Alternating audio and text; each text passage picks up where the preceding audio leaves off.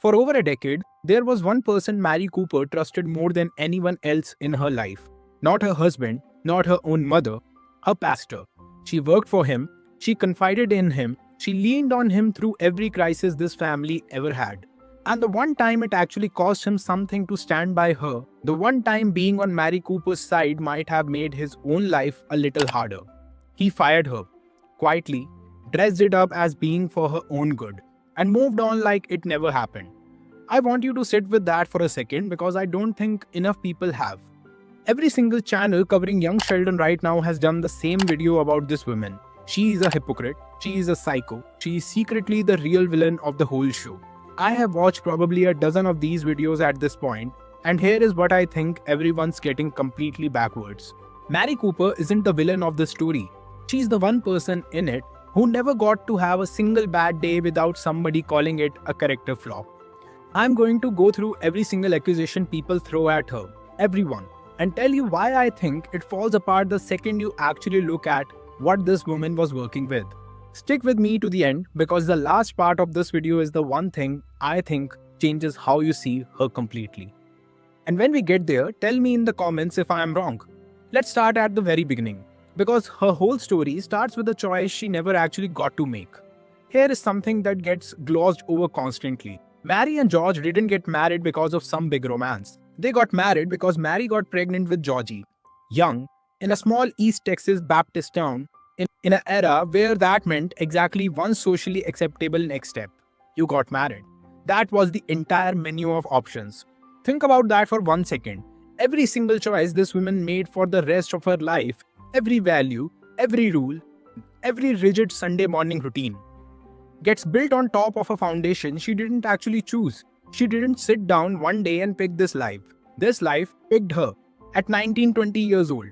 And then everybody spent the next 4 decades judging how she handled it.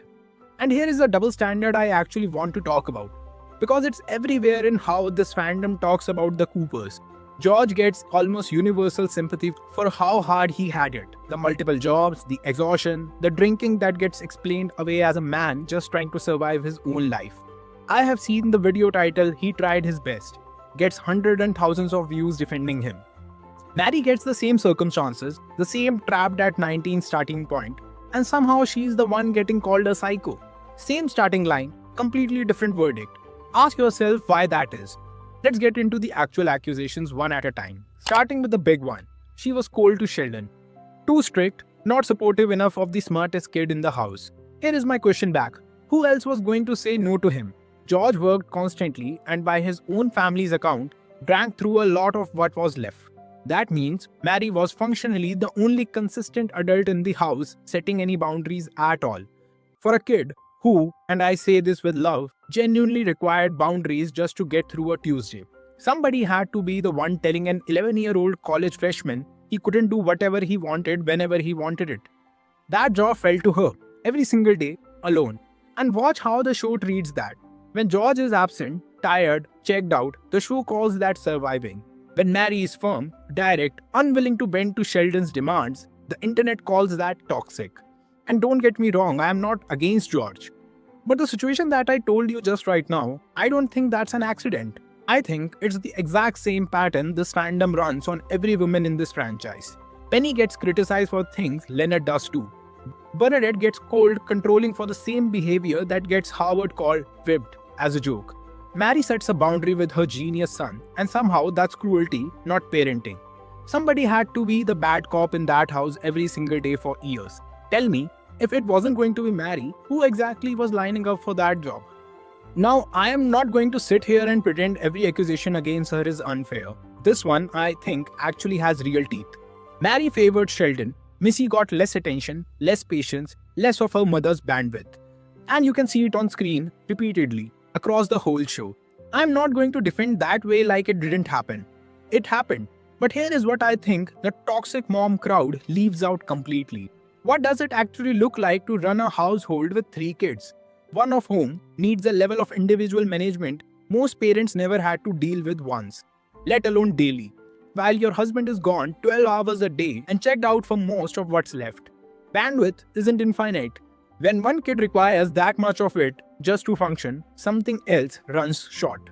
that something else in this house was missing. That's the math. That's what happens to any single caregiver, and functionally for long stretches, that's exactly what Mary was. When the load isn't distributed anywhere close to evenly. Was it fair to Missy? No, I'm not saying it was. I am saying the fairer question isn't why didn't Mary give more? It's why was nobody making sure Mary had more to give in the first place? Somebody was failing Missy in that house. I don't think it was only her mother. Now, this is the one I see the most right now, the hypocrite angle. Preaches one thing, does another. And I want to be straight with you, the show itself doesn't even try to hide this one. There is a scene where Mimo looks right at the camera equivalent and calls her own daughter a hypocrite, out loud as a joke. So I'm not going to stand here and tell you that criticism comes from nowhere. It's baked into the show on purpose. But here is what I think the criticism misses. Her faith isn't a costume. It's the only structure giving her any authority, any community, any sense of control in a life that handed her almost none of the above. When someone's holding on to the one framework they have that badly and occasionally failing to live up to its own standard, that's not a proof she's fake. That's a proof she's a human, under a specific kind of pressure most of us never had to deal with. And here is the part that really gets me. The man who is supposed to be the moral authority in her life, Pastor Jeff, is every bit as hypocritical as she is. And the show shows you this directly. He preaches forgiveness and community from the pulpit and then turns around and shuns the exact family he is talking about the second it's socially inconvenient for him. So explain this to me. If the actual pastor, the guy whose entire job is embedding these values, can't live up to his own words, why does the internet only have a problem with Mary? Hold that thought, because it's about to matter a lot more than you think. Okay, this is the section I actually made this video for. For years, I mean years, Mary works for Pastor Jeff at the church. She is not just a member of the congregation, she is his employee. She prioritizes his problem, his marriage struggles, his professional headaches again and again because she genuinely believes he is the most morally serious person in her life. When her own family goes through crisis after crisis, he is who she runs to.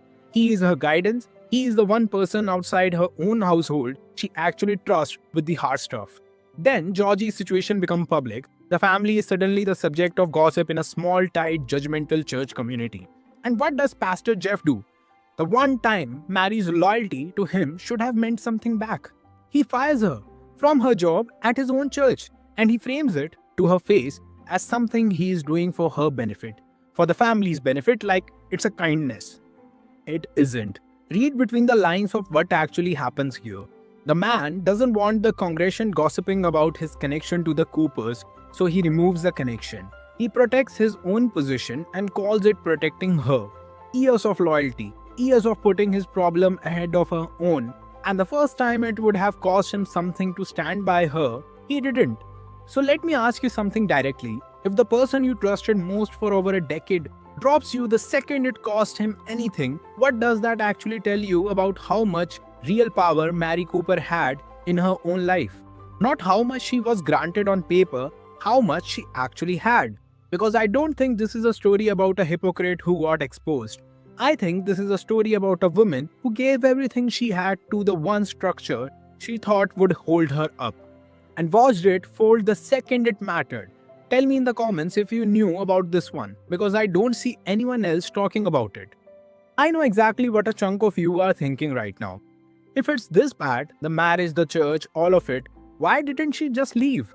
Let's actually answer that instead of just skipping past it. Leaving George doesn't just mean leaving George. In her actual life, at actual time, in the actual town, it means leaving the church. That's her only real community. It means leaving for a stretch of time the only paycheck she has of her own. It means becoming a divorced woman in a small town, conservative Baptist town in the 80s and 90s, which came with a level of social judgment I don't think a lot of viewers today fully register. That's not a minor inconvenience. That's rebuilding an entire life and an entire identity from scratch in a community built to punish exactly that choice.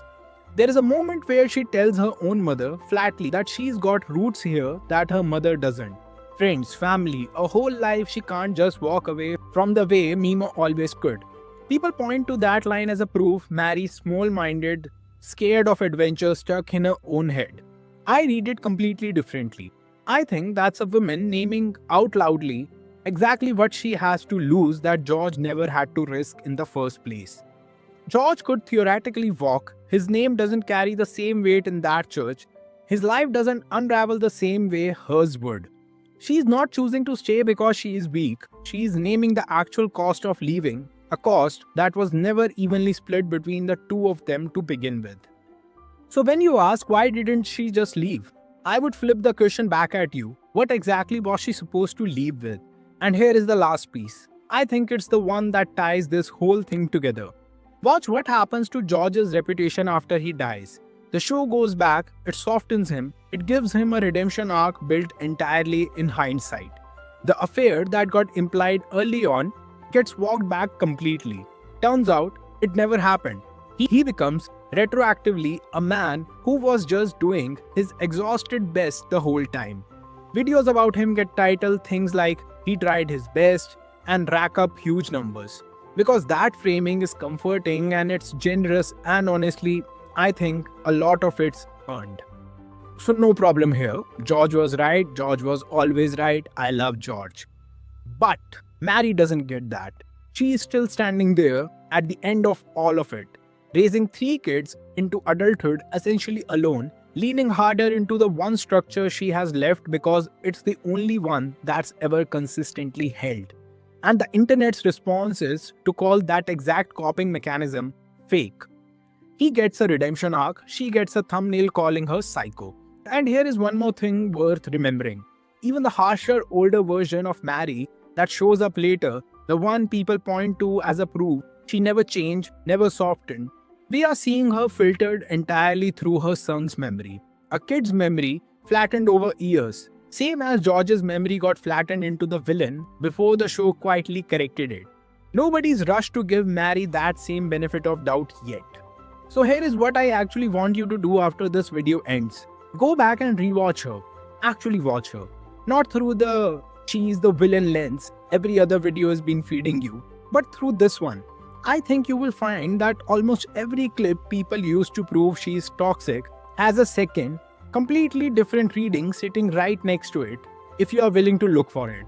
I'm not telling you she was perfect, she wasn't. She played favorites with her own kids. She leaned too hard on a man who let her down when it counted. She held on to the rules that weren't always fair in a life she never fully chose for herself. But a hypocrite chooses to fail her own standard for personal gain. I don't think that's what happened here. I think a woman got handed an impossible set of circumstances at 19-year-old, did her genuinely imperfect best with almost no support system underneath her, and then watched every single person around her, including the one man she trusted most, get graded on a curve she never once received.